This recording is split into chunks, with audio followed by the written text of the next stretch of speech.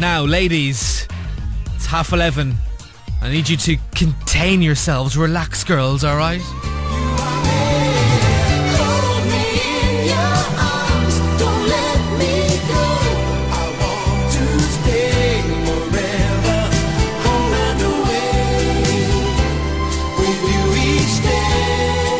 So every household in the entire country watches Home and Away. Somebody in every house is a fan of Home and Away and has been since the country has been a fan of the show since the late 80s when it first appeared on RTE back then. And for the last couple of years, many ladies have enjoyed the captivating storylines of a certain Daryl Braxton, played by Steve Peacocke. Steve, Brax, how are you, man? Not too bad at all. Thanks for having me on the show. Good. Thanks for coming on. You have been in Ireland for the last couple of weeks. Week 1 was spent touring venues and nightclubs all over the country. Week 2 has been spent on holidays. How has your Irish experience been so far? It's been horrible, actually. The people have been nasty everywhere we've been. No, it's been amazing. It's everything I was told it was going to be, and probably it's exceeded my expectations as well. It's just been great. The scenery is spectacular, and the people are, pretty awesome. Everyone's friendly and has been helpful, and it's been great. You're just saying that now. You're just saying that to be nice. Nah, it's been good. Have you had a pint of Guinness? Just had a pint of Guinness, actually. I had another one. I'm hooked on it. I'm in Dublin at the moment. We just went down to a little pub and had a bit of lunch, and I had another pint there. It's been good. I've had a pint with every meal I've had, including breakfast. That's it, man. That's what you got to do when you come here. You know, we wouldn't expect anything less. A little birdie told me that the guy who plays Alf in the show, I forget his name, Ray, is it? Ray Maher, yeah. Ray Maher, yeah. A birdie tells me that Ray Maher told you that pretty much made you come here. He was. When I mentioned that I might be coming to Ireland, he said, mate, he just said, make sure you come. He's been a few times, and he just said, it's like nothing you've experienced before in terms of just meeting people. And he said, if you love the pub culture, he said, it's second to none on the planet. So, he told me a few places to go. Cool. And, he said I'd love it, and I have. Excellent. You must have met about 5,000 women the first week you were here. That must have been exciting. I don't know. As I always say, had 4 years. I got a beautiful girlfriend at the moment, and I have had for 7 years, and I will have forever. Maybe not always a girlfriend, but 4 years there at university, I could not get a woman to save myself. No. Absolutely. They had no interest, and I went home empty-handed most of the time, so I don't know why the interest now. I think you can put any ugly mug on television and people will... there are women fainting all over the country now listening to this. Going, that can't be true. 4 years. I would have loved him. Cool. So you've been in Ireland with your girlfriend. She's been travelling with you as well. You've been enjoying the sights and sounds. You've been in Dublin. You've been all over the country. I'm looking at your kind of itinerary here. You've been down in Cork, Kerry, in the west. You've been in Navan and Kildare and everything. It's been a pretty amazing trip. Is there any standout moment for you that you kind of will take back with you and tell everybody on the show about? Yeah, I think. Oh, jeez, I hope the bike. No, I don't know who it is. When we were actually driving away from a place, I can't remember where it was. It was it wasn't far out of Dublin anyway. Right. We'd left a pub club type place, and we saw some flashing lights behind us. One of your Gardas, member of the Garda, yeah. Flashing us, and we thought, crikey, are we speeding? Has anyone been drinking? Are we driving erratically? He pulled us over, came up to the window, and asked if he could get a photo.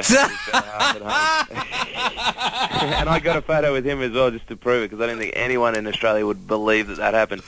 But it was, only in Ireland, maybe. Yeah, definitely, only in Ireland, with the member of the Gardaí actually pull the car over, knock on the window and say, "Hey, how's it going, lads? Any chance of a photo?" That's brilliant. That is class. And then after that, he gave me a good dose of pepper spray and sent us on our way. Don't let me go. I want to stay forever. Home and away with you each day. That's part one of our chat today with Steve Peacocke, a.k.a. Brax. Be listening after midday to hear the rest of our conversation with him. She's just a girl and she's on fire. Man, it's been causing quite a stir while he's been in Ireland. He's been here a couple of weeks. Week one he was doing a lot of kind of nightclub appearances and that. Women were travelling far and wide to meet him at his appearances, and the last week or so he's been spending some holiday time in Ireland as well. He is one of the notorious River Boys from massively popular TV show Home and Away. This is part 2 of our chat with Steve Peacocke, aka Brax, who leaves Ireland a little bit later on today. Hold me in your arms, don't let me go. I want to stay forever, home and away with you each day. Home and Away 2013. What can we expect from the River Boys? Right, what can I tell you? Heath, dead. Oh, what? Casey, dead. Stop and it. Brax is just left as the boss of all men, like a famous Irishman who calls people out. You've been watching videos while you're here, yeah? I have watched a few videos with some bare knuckle boxes, and I think Brax is on track to become the boss of all men. Right, okay.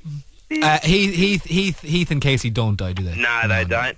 Well, actually, I can't tell you about Heath. I think you're about what's coming up on your screens in probably the next 3 weeks is Heath getting into a very life and death type situation, and it's out in the middle of the ocean.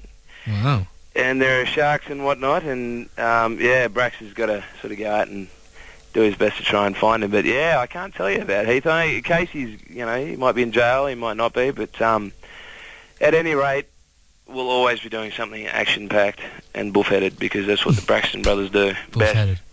Sarah wants to know, will you marry her? Sarah's from Kildare. Sarah, listen, 4 years ago, I would have given you a start, but no, I'm spoken for. Thanks for the offer, though. Everyone wants to know as well about Charlie. Ask him, is Charlie coming back? Charlie, yeah. Well, just before I got to Ireland, actually, I shot some scenes with Esther, who plays Charlie. And there is a little storyline where Charlie does come back. Oh. I can't tell you for how long and what happens, but it's pretty good. I read it, and it's good. I think the audience is really going to like it. Excellent. Okay, well, listen, Steve, Brax, Daryl, whatever we call you, thanks so much for coming on today, and thank you for coming over to our little Emerald Isle and enjoying all the things that you've seen and done here. We hope that your time here has been fun. What's the plan? You're heading to the UK for a few days before you go back to Oz, is it? Yeah, heading to London for I think 3 days, and then to Hong Kong for 3 days, and then back to Australia, and we start shooting again on the 21st, I think, of January. So, and there are any Irish men and women who are about to travel to Australia, make sure you come up to Palm Beach. We shoot between Monday and Wednesday, so you might catch us up there. Cool, excellent. Sounds good. Mondays to Wednesdays, if you're heading to Oz, Sydney, Palm Beach, is when they film. One final one, the tattoos, Steve, are they real? They are real, yeah. I got blood and sand. That was the first thing I did when I was 18, because it was really significant to my life, growing up in the middle of New South Wales in the bush. I don't believe you. I don't believe you. They're not real, are they? No. The closest I've had to them becoming real is when I left one of them on while we were shooting, and I went for a swim while in between scenes, and one of them actually got burnt around. So when they took the tattoo off at the end of the day, the outline of blood and sand was still on my chest. What? Which was a bit awkward, because it just looked like when I went to the beach for the week after that, it looked like I'd had blood and sand lasered off my chest, which is always a bit humiliating.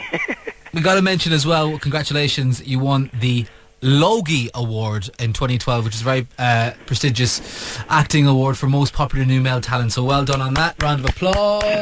Thank you very much. We'll probably see you in some massive budget Hollywood movie very soon. But for now, we enjoy watching you as Brax on Home and Away. Thanks a million for coming on, Steve. Thanks for having me. Thanks for having me in the country. I will be back before long. Don't let